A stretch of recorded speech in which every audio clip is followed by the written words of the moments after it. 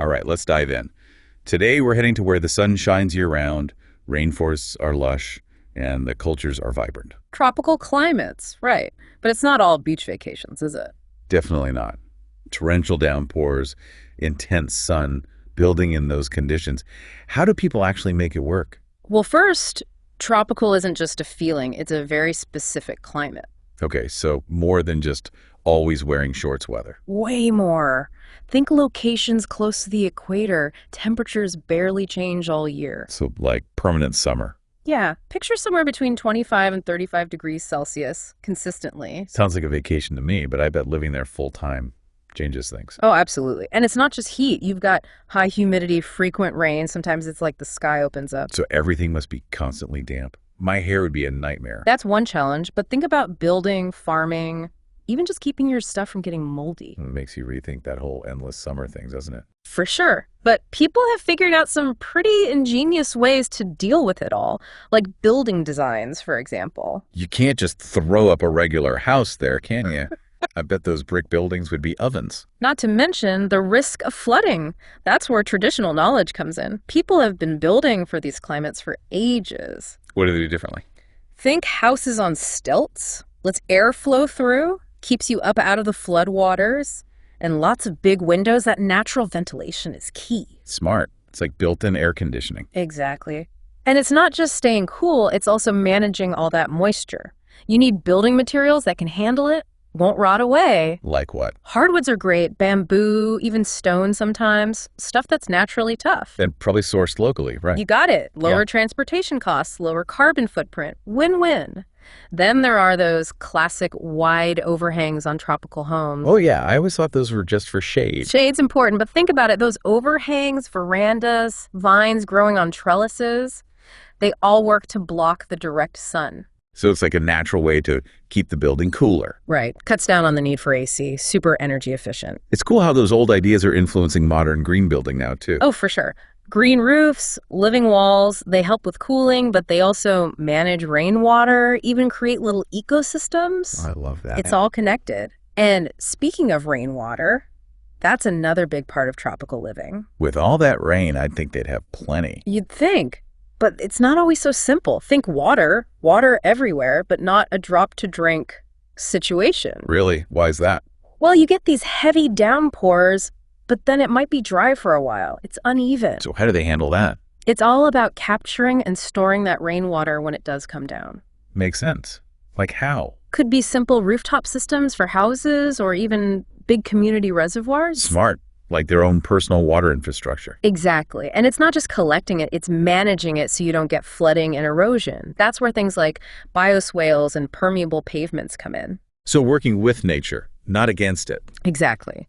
Let that water soak in slowly, like it would in a forest, instead of just rushing off and causing damage. Now, I think with year-round warmth and all that rain, growing food in the tropics would be easy. You'd think so, wouldn't you? Like a giant garden that never stops. Yeah, but I bet it's not that straightforward. Not quite. The potential is there, but tropical soils can be tricky. They're actually pretty fragile. Fairly. I always imagine them being super rich. They can be, but they're prone to losing nutrients quickly, especially with so much rain washing through. So how do they deal with that? One way is, again, mimicking nature. We talked about agroforestry earlier. Growing trees right alongside your crops. Right, the mini rainforest on a farm idea.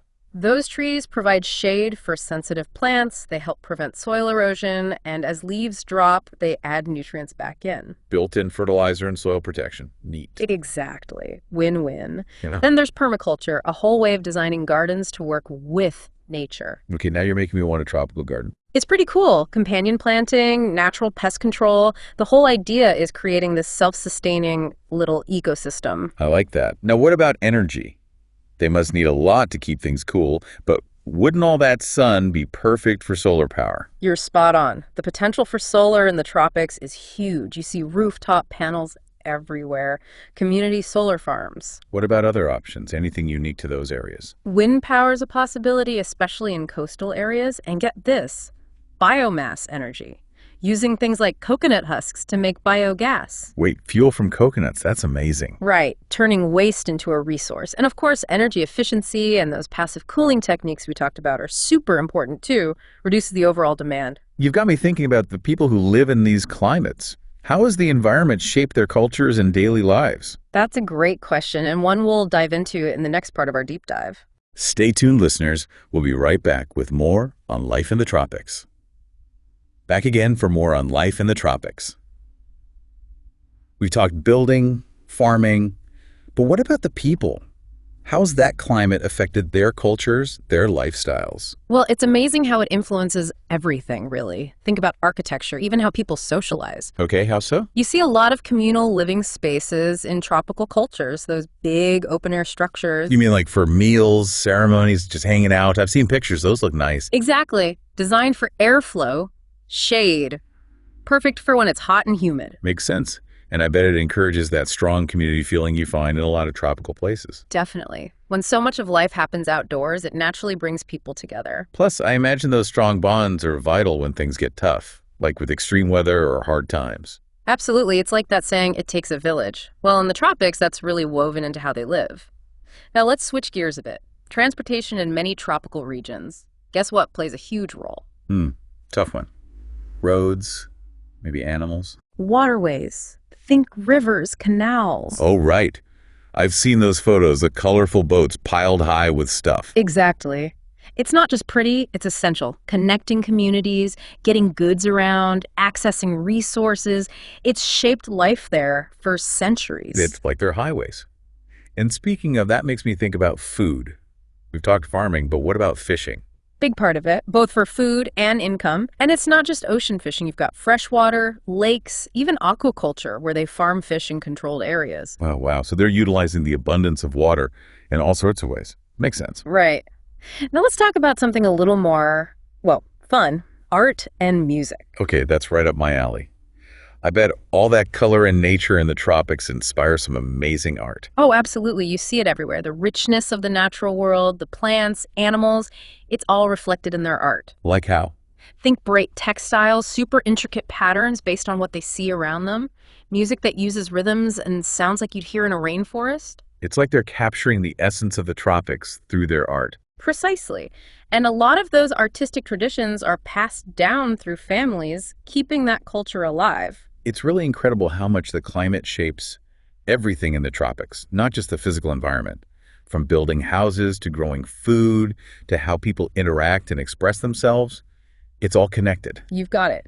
And that actually leads us to something important, the challenges these regions are facing in the modern world. Right, because it's not all sunshine and rainbows, is it? Yeah. We've talked about the adaptations, but I bet things like climate change are hitting them hard. You're absolutely right.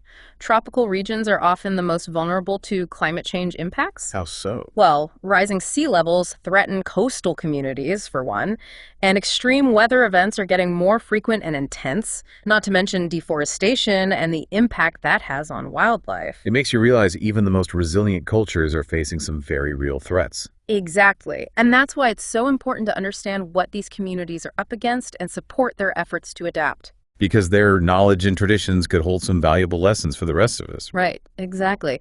As we head into the future, their perspectives and solutions are more important than ever. This deep dive has been really eye-opening. I used to just think about the tropics as a vacation spot, but now I see how complex and fascinating they are. And we're not finished yet.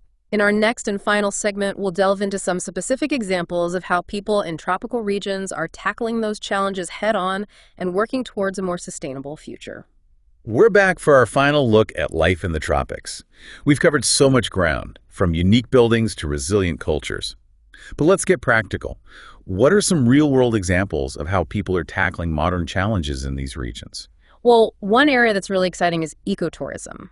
You know, tropical regions are naturally beautiful, but instead of just the typical resort model. Right, big concrete hotels, not exactly blending in with nature. Exactly. So a lot of communities are switching to ecotourism. Low impact, benefits the environment and the locals. Okay, so I'm picturing eco-lodges in the rainforest, stuff like that. Yeah. But what makes it truly different? It's about partnership. Imagine a lodge owned by locals employing people from the village. They offer tours focused on nature, culture, and those profits go right back into the community. So tourists get an authentic experience, and their money is actually helping the place they're visiting. Exactly. And you see it everywhere. Community-run wildlife sanctuaries, indigenous-led rainforest tours, even coral reef restoration where tourists can help out. That's awesome. It reminds me of agroforestry. Are there any big-scale examples of that working? Oh yeah, in Indonesia, there's this project called Trees for Trees.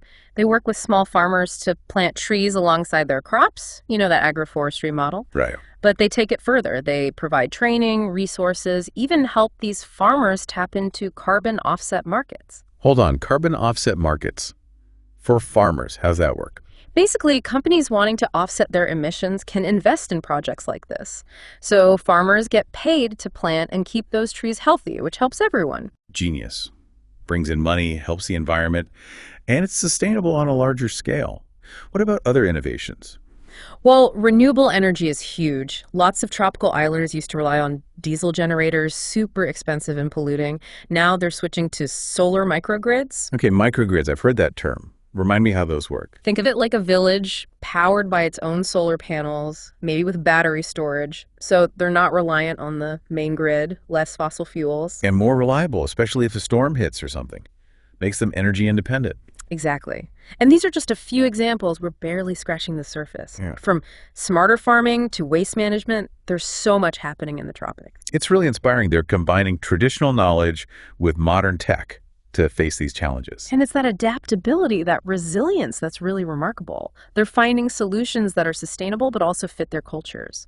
It's like they're holding on to their values while moving into the future. We've covered so much ground in this deep dive.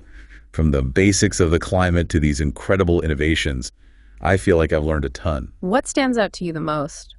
I think it's the realization that sustainability in the tropics isn't just an idea, it's how they live. It's respecting nature, learning from the past, and building strong communities. I couldn't have said it better myself. Lessons we could all learn from, really. Absolutely. This has been a fantastic deep dive, eye-opening and inspiring. I hope our listeners feel the same way. Thanks for joining us on this journey into the world of tropical climates. It's a fascinating and important part of our planet. And remember, listeners, stay curious. There's always more to discover. We'll see you on the next deep dive.